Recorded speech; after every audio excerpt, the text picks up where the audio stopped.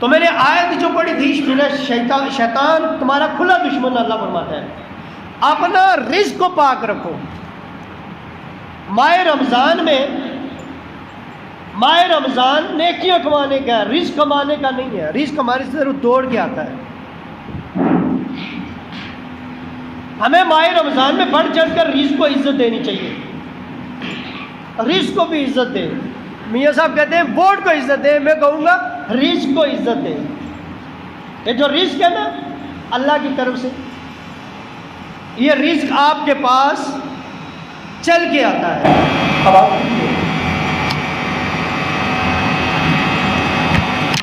مجھے ایک بات بتائیں، آپ کسی بھی کام میں مصروف ہیں. آپ اگر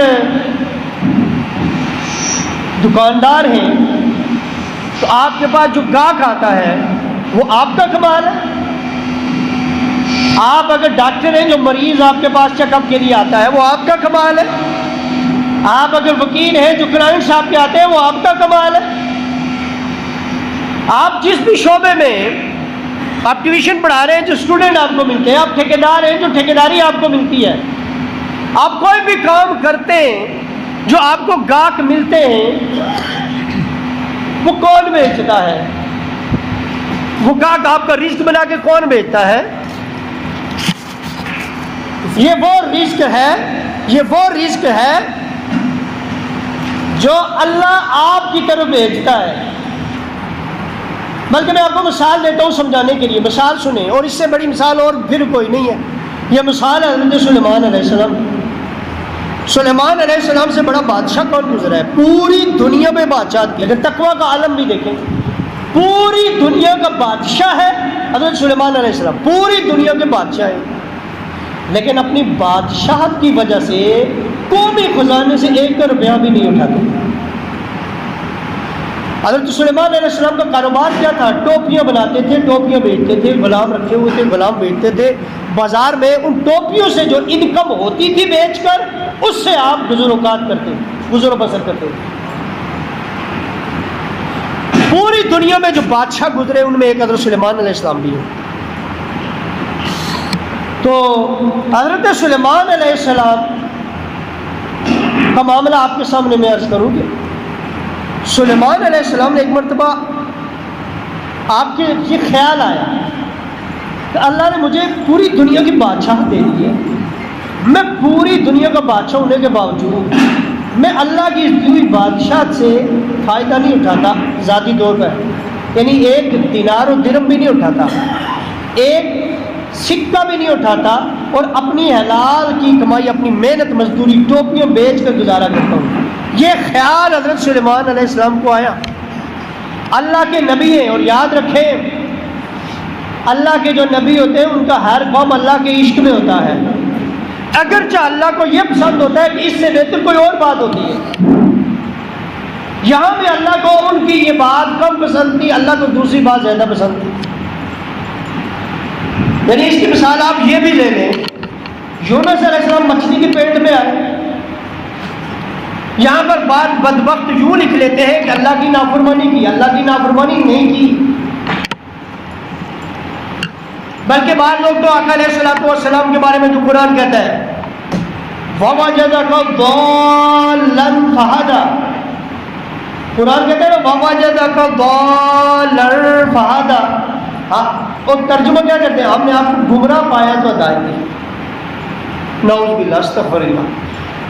کتنی بڑی توہین ہے حضور کی بارگاہ کی، کتنی بڑی بے ادبی ہے. ان کا علم کہا جائے گا تو قرآن کا ترجمہ اس طرح کر رہے ہیں.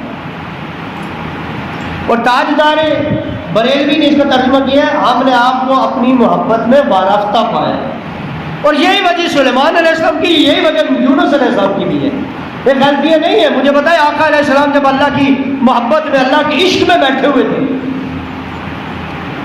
اللہ نے ہدایت کو جو طرف منسوب کیا وہ میں اشارہ کرتا چلوں، اللہ کے عشق میں غار حرا میں حضور بیٹھے ہوئے تھے. جبریل امین آئے، کس کی طرف سے آئے؟ رب کی طرف سے. آ کے جبرائیل امین نے کیا کہا؟ اقرا اقرا. حضور نے کہا کیا فرمایا؟ ما انا بقاری، میں نہیں پڑھ سکتا. جبریل امین نے اس کو پکڑ کے دبایا. پھر کہا اقرا، انہوں نے کہا مانا بھی قاری میں نہیں پڑھ سکتا. یہ قرآن مجید کی پہلی وہی کہا، شان نزول جا کے پڑھے. کہا مانا بھی قاری میں نہیں پڑھ سکتا. جبریل امین نے پھر اقرا بسم ربک الذی خلق، خلق الانسان من علق، پوری 5 آیات پڑھی. جب 5 آیات پڑھی تو حضور نے پڑھ لی. اس پہ یہ ثابت کر رہا کہ حضور کو پڑھنا لکھنا نہیں آتا تھا. بدبخت تو یہ بتا کہ جو نبی ایک لفظ نہیں پڑھ سکتے تھے، جبریل نے 5 آیات دیا، اب حضور نے کیسے پڑھی ہے؟ اصل میں وجہ کیا تھی؟ حضور تھے اللہ کے عشق میں، غار ہرا میں اللہ کے عشق میں تھے. جبریل آگے کہہ رہا تھا اقرا، آیا رب کی طرف سے تھا پر لفظ اقرا فرمایا. اقرا کا کیا مطلب ہے؟ پڑھو. حضور نے کہا میں نہیں پڑھ سکتا. پڑھا جو جبریل آئے تھے لیکن حضور نے نہیں پڑھا. کیوں؟ حضور رب کی عشق میں تھے اور یہ بھی رب کی طرف سے آیا تھا. اللہ بھی چاہتا تھا حضور ادھر مبذول ہوں، اللہ چاہتا تھا حضور ادھر مبذول ہوں. جبریل امین نے پکڑ کے دبایا. کیوں؟ تاکہ حضور کو متوجہ کروں. جیسے میں ان کو پکڑ کے ہلا کے کہوں میری طرف دیکھو. تو جبریل امین نے دوسری مرتبہ پھر ہلایا، پھر بھی حضور کو اپنی طرف متوجہ نہ کر سکا. آخر کا جبریل کے ہلانے سے نہیں، جبریل تیری طاقت ہی نہیں ہے کہ تو حضور کی توجہ بھی مبذول کرا سکے. پر ہلائے تو دنیا تباہ کر سکتا ہے، پر حضور کو جبریل امین متوجہ نہیں کر سکا. لیکن جب دیکھا یہ رب کی عشق میں ہے تو جبریل امین نے پوری 5 آیات پڑھی. اب حضور نے پڑھی. کیوں؟ اب کیوں پڑھی؟ بسم ربک الذی، بسم ربک الذی، اللہ کا نام جو آ گیا تھا، جس رب کی عشق میں تھے، جب اس رب کا نام آ گیا میرے نبی نے پڑھا ہے. تو یہ اللہ نے کیا فرمایا؟ وَوَجَدَكَ ضَالًّا فَهَدَىٰ، آپ کو اپنی محبت میں وارفتہ پایا تو ہدایت دی. تو ہدایت سے مراد یہ ہے وہ عشق میں بھی تھے، حضور تو رب کی عشق میں تھے. میں بات سمجھانے کے لیے کر رہا ہوں. یونس علیہ السلام نے جو ہلاکت چھوڑا تھا اپنا، جو نینوا چھوڑ کر آپ نکل گئے تھے، وہ کیوں چھوڑا تھا؟ اللہ کے عشق میں تو چھوڑا تھا کہ دنیا ہدایت نہیں پکڑ رہی ہے، میری بات نہیں مان رہی ہے، اللہ کی توحید کے قائل نہیں ہو رہے، یہ اس رب کو نہیں مان رہے جس کو میں منوا رہا ہوں. انہوں نے رب کے عشق میں ہی تو چھوڑا تھا، بس رب کے حکم کا انتظار نہ کیا تھا. گناہگار تو بندہ تب ہوتا ہے جب اللہ کا حکم ہو اور وہ نافرمانی کرے. جب اللہ کا حکم ہی نہ ہو اور بندہ مرضی سے کام کرے، وہ نافرمانی نہیں ہوتی. تو یونس علیہ السلام نے نافرمانی نہیں کی تھی. اللہ کا حکم تو نہیں تھا نا، لیکن اللہ کے حکم کا انتظار نہیں کیا. پسند اللہ کو یہ تھا نہ نکلے، اور یونس علیہ السلام وہاں سے نکلے اور وہ بھی اللہ کے عشق میں نکلے. تو اللہ نے ان کو پھر انعام بھی دیا. کیا نبوت نعوذ باللہ چھینی؟ بلکہ انعام کیا دیا؟ اللہ کے عشق میں چھوڑا تھا. اللہ نے جس رب کے عشق میں چھوڑا تھا نا، اللہ نے پوری قوم کو ہدایت عطا کر دی تھی. جو حضرت سلیمان علیہ السلام کا قصہ میں سنا رہا تھا، رزق والا معاملہ، اور میں نے کہا رزق کو عزت دو، گاہک کو عزت دو، جو آپ کا گاہک بنتا ہے جس شعبے میں بھی آپ ہیں. میں نے کہا میں اللہ نے پوری دنیا کی بادشاہ دے دی ہے، میں پھر بھی بادشاہ کا فائدہ نہیں اٹھا رہا، میں اپنی محنت کر رہا ہوں، مزدوری کر رہا ہوں، میں ٹوپیاں بنا رہا ہوں اور بیچ رہا ہوں. یہ خیال آنا تھا نا. دوسرے دن آپ کا جو مزدور، آپ کے جو غلام تھے، وہ گئے نا بازار میں ٹوپیاں بیچنے، ایک بھی ٹوپی نہیں بکی، ایک بھی ٹوپی نہیں بکی. آپ بڑے پریشان ہوئے. پوری دنیا کا بادشاہ ہے، ہمارے لیے سبق ہے. ہم تو نسلوں کے لیے دولت چھوڑ کے جاتے ہیں، ہم نسلوں کے لیے دولت چھوڑتے ہیں، رب پہ یقین نہیں ہے. جو پوری دنیا کا حکمران، پوری دنیا کا حکمران اپنے لیے کتنا چھوڑ رہا ہے. دوسرے دن فاقہ لگ رہے ہیں. سلیمان علیہ السلام ٹوپیاں نہیں نکلے، دوسرے دن فاقہ شروع ہو گیا. تیسرے دن ٹوپی نہیں نکلی، فاقہ شروع. چوتھے دن، پانچویں دن، چھٹے دن، ساتویں دن، آٹھویں دن، فاقوں پہ فاقے، فاقوں پہ فاقے، فاقوں پہ فاقے. دنیا پوری کا حکمران اور گھر میں فاقے لگ رہے ہیں. پوری دنیا کا حکمران اور گھر میں فاقے رہ گئے. شرق اور غرب کا حکمران اور گھر میں فاقے لگ رہے ہیں. تو اللہ کی بارگاہ میں عرض کی، یا باری تعالیٰ کاروبار نہیں چل رہا، گھر میں فاقے لگ رہے ہیں. سلیمان علیہ السلام اللہ کی بارگاہ میں عرض گزارے، بولا کاروبار نہیں چل رہا، گھر میں فاقے لگ رہے ہیں. تو وہ جو جملہ بولا تھا نا کہ میں اللہ کی دی ہوئی بادشاہ سے نہیں لیتا، اپنی محنت مزدوری کر رہا ہوں، یہ بھی اللہ کے عشق میں کہا، خودداری دی. لیکن اللہ نے اس بات کو پسند نہ کیا کہ یونس میرا نبی ہو کر ایسے جملے بولے.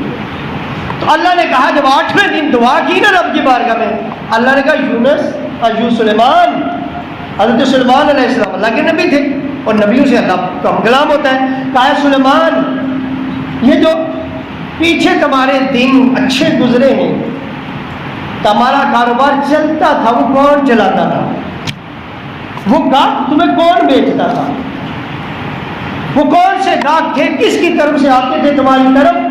اگر دیکھنا چاہتے ہو تمہاری ٹوپیاں کدھر ہے، وہ آسمان کے کونے پہ دیکھو، تمہاری ساری ٹوپیاں خریدی وہ لٹک رہی ہیں. تو میں عرض یہ کر رہا ہوں، آپ لوگوں کو نصیحت اس واقعے سے یہ دے رہا ہوں کہ آپ جس شعبے میں بھی ہیں، اگر آپ ڈاکٹر ہیں، آپ کو مریض آپ کے پاس آ رہے ہیں، مریض آ رہے ہیں، آپ استاد ہیں، شاگرد آ رہے ہیں، ٹیوشن پڑھا رہے ہیں، آپ دکاندار ہیں، ریڈی پہ رہے ہیں، جہاں بھی ہیں، درزی ہیں، کپڑے سلوانے کے لیے آ رہے ہیں، وہ آپ کا رزق اللہ بھیج رہا ہے، اس کی قدر کریں، اس کی عزت کریں. اللہ آپ کی طرف بندے کو بھیج رہا ہے رزق بنا کر، اور آپ کی ہمت کہ آپ رب کے بھیجے ہو اپنے رزق کو ٹھکرا. آپ کی ہمت، ہماری جرت کہ رب ہمارا رزق بنا کر ایک بندے کو بھیج رہا ہے، ہم اللہ کے بھیجے ہوئے بندے کی عزت اور احترام کے کرنے کے بجائے اس سے ہم بد اخلاقی کا مظاہرہ کریں. وہ کس نے بھیجا ہے؟ وہ کافر بھی اگر آپ کا رزق بن کر آیا ہوا ہے، کافر بھی کچھ خریدنے کے لیے آیا ہوا ہے، اس کے کفر میں نہ جاؤ. یہ دیکھو رب نے تمہارا رزق اس کو بلا کر بھیجا ہے، وہ تمہارا رزق آیا ہوا ہے، وہ خریدے گا، اور اس کو بیچنے والی رب کی ذات ہے. جتنے تمہارے پاس گاہک آتے ہیں وہ اللہ کے بھیجے ہوئے ہوتے ہیں. ان کے دل کو کون مائل کرتا ہے کہ وہ تمہاری دکان کی طرف آئے، تمہاری ریڑھی کی طرف آئے، تم سے اپنا جو بھی کام ہے وہ تم سے کروائے؟ یہ اللہ ان کے دل میں تمہاری طرف رغبت پیدا کرتا ہے. تو یہ سوچا کرو، یہ وہ رزق ہے، یہ وہ گاہک ہے، یہ وہ رزق ہے جو رب نے میری طرف بھیجا ہے. لہذا یوں سمجھو کہ یہ رب کا بھیجا ہوا بندہ ہے، یہ وہ رزق ہے جو اللہ نے بھیجا ہے. اب آپ اس کے ساتھ حرام توپی نہیں کریں گے، اب آپ اس کے ساتھ ناجائز کوئی بھی ایسا سلوک نہیں کریں گے جو اس کو نقصان دے. کیوں؟ جب آپ کے ذہن میں یہ بات آ گئی اللہ کا بھیجا ہوا رزق ہے، کوئی دھوکہ دے سکتا ہے؟ اس کا ایک فائدہ تو یہ ہوگا، اگر ذہن میں یہ بٹھائیں کہ یہ اللہ کا بھیجا ہوا بندہ ہے تو پھر آپ اس کو دھوکہ بھی نہیں دیں گے، آپ اس کے ساتھ خیانت نہیں کریں گے، آپ اس کے ساتھ انصاف کریں گے. ایک دوسرا آپ کا اخلاق اچھا ہو جائے گا. آپ کہیں گے یہ رب نے رزق بھیجا ہے، میں اسے اچھے طریقے سے ڈیل کروں. اور یقین جانے آپ کی بھی یہ عادت ہوگی، میری تو یہ عادت ہے کہ مجھے اگر کوئی اچھا اخلاق والا مہنگی بھی چیز دے دیتا ہے میں اس سے لے لیتا ہوں، اور برے اخلاق والا مفت میں بھی دے دے دوسری طرف اس کی دکان کی طرف نہیں جاتا. تو اخلاق جو دکان آپ کے پاس گاہک آتا ہے نا، اسے میٹھے انداز میں اچھے اخلاق، کسی بھی شعبے میں آپ ہیں، دکانداری میں جہاں بھی جو آپ کا رزق بن کے آتا ہے، یوں سمجھے میرے اللہ نے بھیجا ہے کہ میرا رزق بنا کر اس کی عزت احترام بھی کرے، اور ساتھ میں اس کے ساتھ دھوکہ نہ کرے. وہ اللہ نے آپ کا رزق بنا کر اس کو بھیجا ہے. ایک تو